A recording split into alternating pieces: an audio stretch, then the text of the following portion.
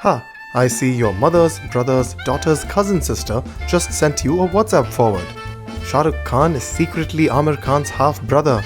Right. Before you groan and put your phone away, consider this. Why did you get that message on WhatsApp? Why not WeChat or Hike or Google Hangouts? Why is this the go-to app for communication for not just India, but across countries as diverse as Brazil, Germany, and Singapore? It couldn't just be because WhatsApp has been largely free to use, because so were most of these other messaging apps. What's happened here wasn't so obvious back in 2009 when Jan Koum and Brian Acton co-founded WhatsApp and injected it with their unique personalities and values. Having grown up under a strict communist regime in the former Soviet Union, Jan was passionate about privacy, and having worked together at Yahoo, while Jan and Brian were frustrated by the constant pursuit of profit, they set out to create a company that focused on the user experience above all else. And amazingly, their combination resulted in an app that reached hundreds of millions of users purely through word of mouth without spending a single cent on marketing. How? Let's talk about the three interconnected components of WhatsApp's success. Take just one of these components away and WhatsApp wouldn't have made it. But together, they create a virtuous cycle, gathering speed as WhatsApp grows, spinning faster and faster until it's unstoppable and attains escape velocity from Earth.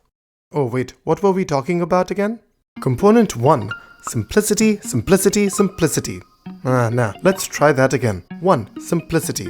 Everyone who's used WhatsApp knows it's straightforward. Here's just one example. Many features follow the rule of 3, giving users just 3 options. That's in sharp contrast to some other products I could mention. Chances are, this simplicity has annoyed you sometimes. Like, why is it impossible to share your live location for like half an hour? But no, that may be better for you this one time, but it complicates the experience for hundreds of millions of others all the time. And that is a trade-off WhatsApp won't make. This is why it's often harder to build a simple product. It takes conviction and really thinking through details. Jan and Brian often asked why a feature needs to be built over and over again until they could distill it down into its very core, making sure they weren't just following the latest fads in technology. For example, they'd take feature requests like voice transcription that are known for being buggy and simplify them into their very essence. Voice messages. No ads, no gimmicks, no games. Those are the principles that guided Jan and Brian right from the start. Notice just how different this slogan is from cliched Silicon Valley sayings like move fast. WhatsApp had the discipline to be incredibly boring. Even WhatsApp's logo. Have you ever wondered why it's green? Hey.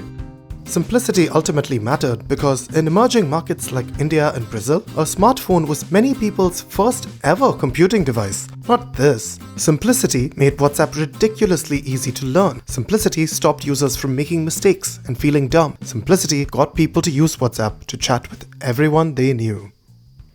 Component 2. Reliability. WhatsApp is like your electricity company. You don't really notice it unless something goes really wrong. You could be in the middle of an African safari about to be eaten alive by a man-eating tiger, but if you have just 1 bar of 2G service, WhatsApp will get your message home. WhatsApp focused on the fundamentals, treating every message with care, limiting crashes, keeping the app's device footprint small, even limiting changes in its look and feel for years and years. And that's how it grew to become a service users could depend on.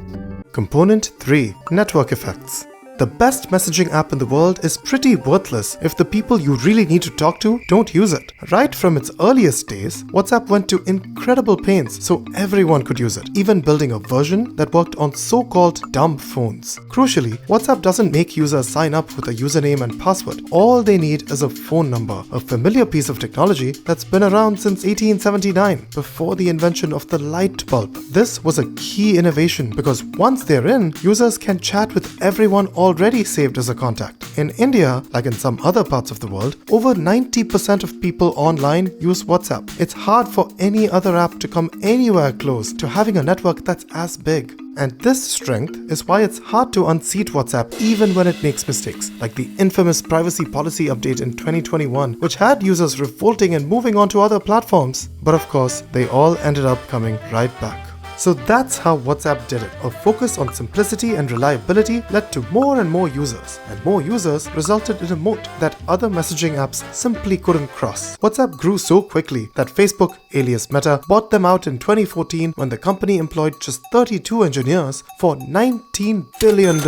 Despite becoming instant billionaires, the decision to sell was actually a hard one for the founders. As WhatsApp falls increasingly under the sway of Meta and the product breaks more and more of its old rules, you can see why. While WhatsApp is building more features more quickly, sometimes these are rushed and half-baked, like with whatever this was. And it doesn't help that consumers don't trust Meta at all with their privacy. But WhatsApp's foundations are still holding strong, and the product is marching along to a mind-boggling 3 billion users a month. So there you go. Maybe you can use WhatsApp's principles to draft the perfect reply to your cousin. Something simple, showing you're a reliable relative to maintain your family network. I see your cousin's taste in YouTube videos is excellent. Check that video out next and let us know what you think.